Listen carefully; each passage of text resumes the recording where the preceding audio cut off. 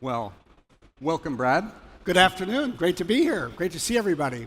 Yeah, it's great to be here too. Brad doesn't really need much introduction. I mean, you've been with Microsoft since what, 1993? That's right. You've got a lot of experience, legal affairs in Europe and in the U.S. And now you are the chief legal officer. I'll say top legal mind at Microsoft. And you are a big face for big tech, which maybe these days isn't so much of a good thing. I mean, some of your colleagues at other firms were recently hauled up onto Capitol Hill to answer for certain potential allegations.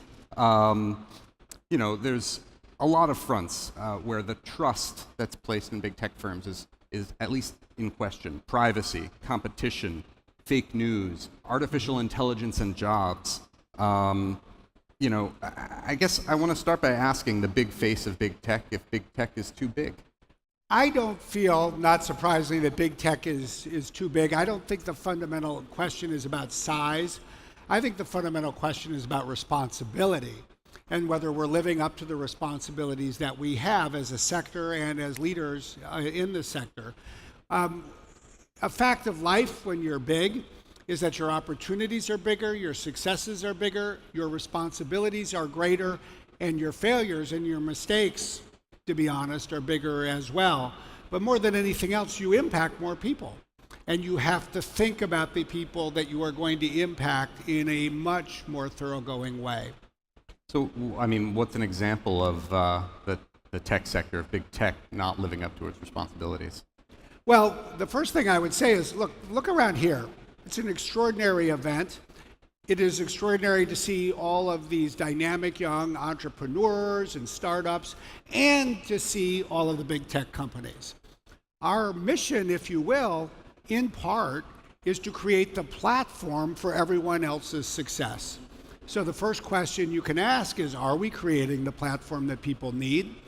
Are we exercising our responsibilities fairly? Actually, if we're competing with people that are using our platform at the same time that we're providing our platform, are we competing in the way that people respect or they expect? And then fundamentally, we do have these broader impacts around the world, whether you're talking about fake news or privacy or cybersecurity. The platform needs to think about that more than anybody else, I would argue. Are we doing what we need to do? And when it comes to cybersecurity, there's certainly been a bunch of high-profile incidents recently, even if it seems like the big tech companies have, for the most part, been spared, although Microsoft, a number of your vulnerabilities in your software have been implicated in this, and questions about, are these, move quickly enough to patch these things? Were you informed quickly enough by the government? Do you have anything you can inform us about when it comes to those issues? Well, I mean, I've talked a lot publicly about it over the last few months, obviously. And if I try to step back, and I'll talk about this on the center stage a little bit later this afternoon, I'd say a few things. First, this problem is getting worse, not better. It is getting worse in part because nation states are investing the substantial resources that only nation states fundamentally have, and they're doing it to create weapons of destruction. In at least a couple of cases this year, those weapons have been unleashed. So the harm is not hypothetical, it is real, and it's been felt around the world. Now you ask, what does that mean for us? Well, I think it means we have the first responsibility to address it. We need to harden our products and our defenses. We need to work with customers in a whole new way, because no matter how much we do need customers to implement the safeguards we are creating. And this is where I think we all come together as a technology community, as a community with entrepreneurs. We need, I believe, to use our voice. I think we need to raise our voice to call on governments to start, frankly, to behave. It's one thing to watch a congressional hearing in Washington, D.C., and watch people in government tell the tech sector to do more. We should, but wait a second, the government needs to do more too. And you mentioned competition, platforms competing with some of the companies that use them. Microsoft has been through the ringer here in Europe when it comes to competition. Now it's the turn of some other firms, Google, Amazon, Facebook. Do you think that the use of the competition toolbook to get at platforms and some of these issues that stray perhaps beyond just traditional competition issues, are they stretching too far? Or is this an appropriate way of reining in bad actors? I think it's a very interesting question, and I think fundamentally there's probably two things to think about.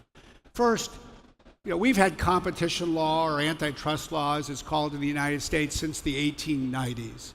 It plays a fundamental role in our economies. It does ensure that people, regardless of size, and especially those companies that are big, compete with a sense of what we consider fairness under some well-established rules.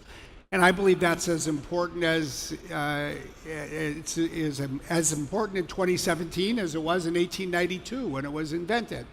Now, what is always interesting is when technology changes and new issues arise, there's fundamentally two ways to address them. You either figure out how to address them within antitrust law, or you figure out how to do them in some new way under some new fields. And we're seeing both.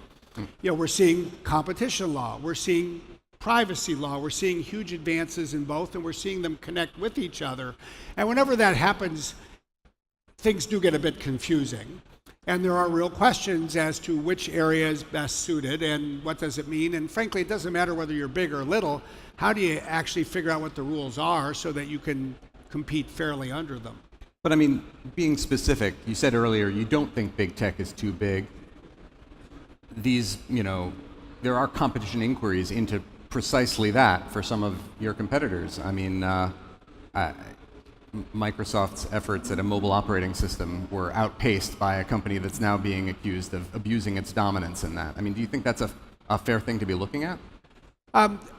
This is what I think. These inquiries are not actually about whether somebody's too big. It's about whether they're using their market power to compete fairly. And they're about what the definition of fairness means. And it's just a fact of life. Those questions are always going to be asked. And if you are big and if you are successful, you just sort of need to get used to dealing with those questions. And you can debate forever, is this fair to us or not? It doesn't matter. They're part of life. So were they fair to you? When I look back at our process, there are days when I was frustrated because I had to live with these cases from basically 1998 to 2009. That's just in Brussels. Imagine working on like a single product for 11 years that you could never get out of version 1. Because that's sort of what it was like. And so to me, I was often a bit frustrated that the process was so slow. And that by the time one got to the conclusion, the product, the market, the whole continent, the world had changed. And I think that actually is the biggest challenge. It's keeping these processes of governments on a pace that is akin to the pace of change in the world. And the days that I was probably most frustrated was when I felt that people in government did not actually appreciate how quickly the world was changing. Just to illustrate that for a moment, we had a big antitrust case in the United States in 1998. It was all about Windows, and the question was, in part, did Windows have too much power? And we said two things in the courtroom in 1998 that people, journalists especially, I must say, literally laughed at. The first thing was the proposition that there would be a device that was a phone that would compete with a laptop. People laughed at that. Hilarious. Yeah. And the second was that countries like China and India would develop a large software sector. People laughed at that. Okay, that was 21 or 19 years ago. Call it 2 decades ago. But that ceased to be a laughing matter over a decade ago. So in 10 years, you go from people laughing at something to then it just becoming accepted everyday life. So, last year, the question of whether or not a company could have too much data and could use that to abuse dominance came up in your acquisition of LinkedIn. Is it possible to be a data monopolist, or is the metaphor of oil kind of off? Well, you can, I think it's very difficult to get a very high market share in all data, in part because unlike oil, the world is producing more data every day. And you just see all of these estimates. I mean, we're in a time of civilization when, about every 2 years we create as much data as was created by all of humanity in the history of humanity. So it's like we all have our own oil wells, and we're not just drilling for oil, we're creating more oil under the ground as we go forward. That doesn't mean that these issues are irrelevant, because there are huge responsibilities that come with having data. I think what's important to keep in mind is, in part, they are responsibilities that may relate to the market and to competition, but I actually think the even more important questions relate to people's privacy, what it means for individual rights, what it means for the protection of people, where privacy meets security. It's a very broad set of questions. Well, let's take privacy, an important issue here in Europe, an important issue, I think, for a lot of the customers of Microsoft's products. There's a new EU law that goes into effect in May. Is that, you think, a model for how privacy could or should be regulated around the world? Well, I think that the European law, the so-called GDPR, or General Data Protection Regulation, already is the model for the world. Because certainly every large company I know, but my guess is a lot of smaller companies as well, are sitting there saying, you know what, we have to have a privacy architecture for our data and our service. Do we want to have one privacy architecture in Europe and a different privacy architecture outside of Europe? No way. Life is just too complicated. The engineering resources are too scarce. The business process complexity is too great. We're going to create one architecture. And certainly at Microsoft, what we said is we're going to apply the GDPR.